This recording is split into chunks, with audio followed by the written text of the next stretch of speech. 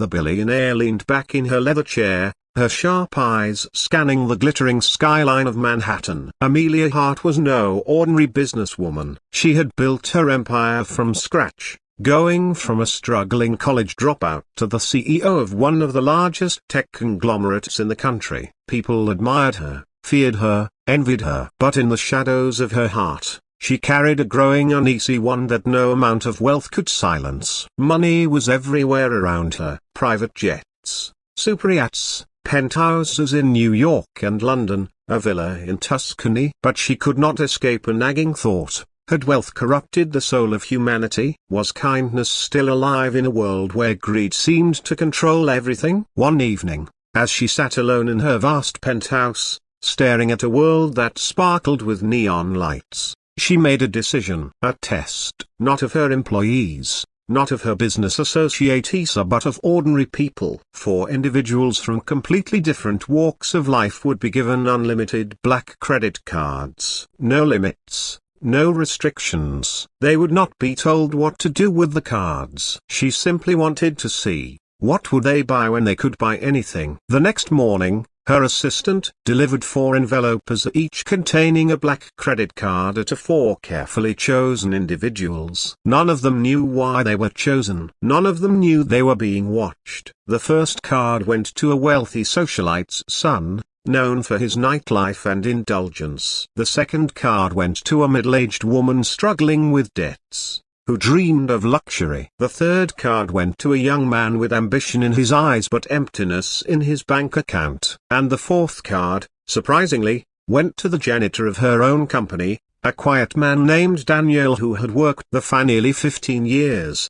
Daniel was an invisible figure to most. He swept the marble floors, polished the glass doors, cleaned up after parties he was never invited to. Few ever spoke to him beyond a polite good morning. Yet Amelia had noticed something unusual about him over the years. He was always smiling, always humming a soft tune. There was a gentleness in him that made him stand out, though no one seemed to care. When Daniel opened his envelope and saw the sleek, black card inside, he blinked in disbelief. The note read only, "Use it freely, no limits." For a long moment, he just sat in his modest 1-bedroom apartment, staring at it. He could buy anything now. Anything. The thought both thrilled and frightened him. Meanwhile, Amelia watched each participant closely through her team of discreet observers. The socialite's son wasted no time. Within an hour, he was at a luxury car dealership, buying a bright red sports car, laughing as cameras followed him.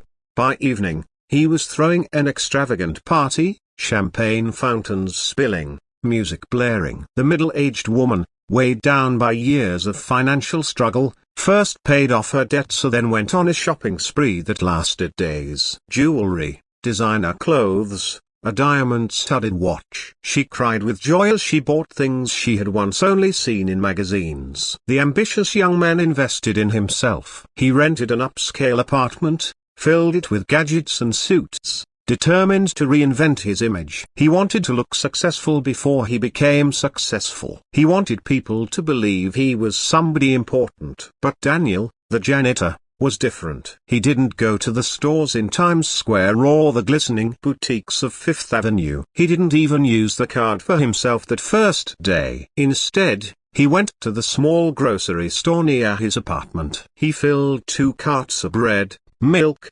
eggs, fresh vegetables, and packs of diapers. The cashier's eyes widened when she saw the card, but Daniel only smiled and said, "These are for my neighbors. Times are hard for them." The next day, he went to a local children's hospital. He asked the nurses what they needed most. They told him the playroom was nearly empty, the toys broken, the art supplies long gone. Daniel returned that afternoon with bags full of crayons, coloring books, teddy bears, Lego sets, and puzzles. He sat on the floor with the children, building castles out of blocks as laughter filled the sterile hospital corridors. Word spread quietly in the neighborhood. Someone was paying off bills for struggling families, covering rent for tenants about to be evicted, donating food to shelters, buying blankets for the homeless. No one knew who it was, But Daniel never revealed himself. He just smiled, thanked God softly under his breath, and went back to his night shift at the company. Amelia was stunned. Every night she reviewed the reports from her team, and every night her heart grew heavier. The others were chasing pleasure, comfort, or image. Daniel was changing lives. He wasn't buying luxury. He was buying hope. A week later, Amelia decided to confront him directly. She found him mopping the marble floors in the lobby late at night, his hands worn but steady. "Daniel," she said softly, surprising him. He looked up, startled. "Miss Hart?" "Good evening. Did I miss a spot?" "No," she said, her voice catching slightly. "You didn't miss anything. I've been watching what you've been doing with the card." His face flushed with worry. "Oh, a broken bar. I hope I didn't misuse it, Mom. I just thought, well, I have what I need. Others a broken bar, others need more." Amelia swallowed hard. In all her life, no one had disarmed her quite like this. Billionaires, politicians, entrepreneurs, she had faced them all with unshakable confidence. But standing before this humble janitor, she felt small. "Daniel," she whispered, her eyes glistening, "you've done more with that card than I ever imagined. You've reminded me what humanity really means." He lowered his mop, confused. "I only did what anyone would do." But Amelia knew better. Not everyone would. That was why she had started the test. And Daniel had given her the answer she was searching for. The following week, she called a press conference. Cameras flashed as the world's media gathered, expecting a corporate announcement. Instead, Amelia stepped onto the stage with Daniel by her side. "This man," she said, placing a hand on his shoulder, "is a janitor in my company. But to me, he has become a teacher. I gave 4 people the same gift to unlimited wealth. Only he used it to lift others, to heal,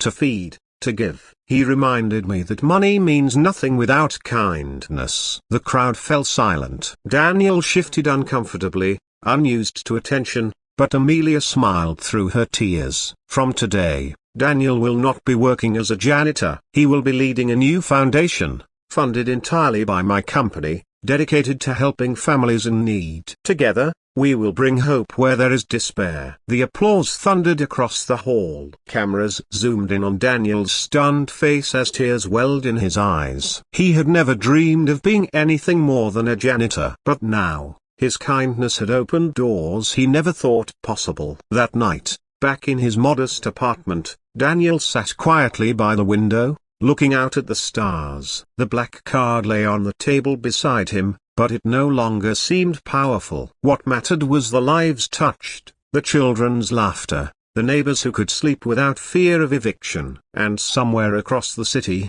Amelia Hart also sat by her window, feeling for the first time in years that her wealth had a purpose. She realized that Daniel had not just passed her tester, he had changed her heart. The story of the billionaire and the janitor spread far and wide. It wasn't about money anymore. It was about the simple truth that kindness, even when invisible, has the power to transform the world. And in the end, it wasn't the billionaire who gave the greatest gift. It was the janitor who reminded her, and everyone else, what it truly means to be human.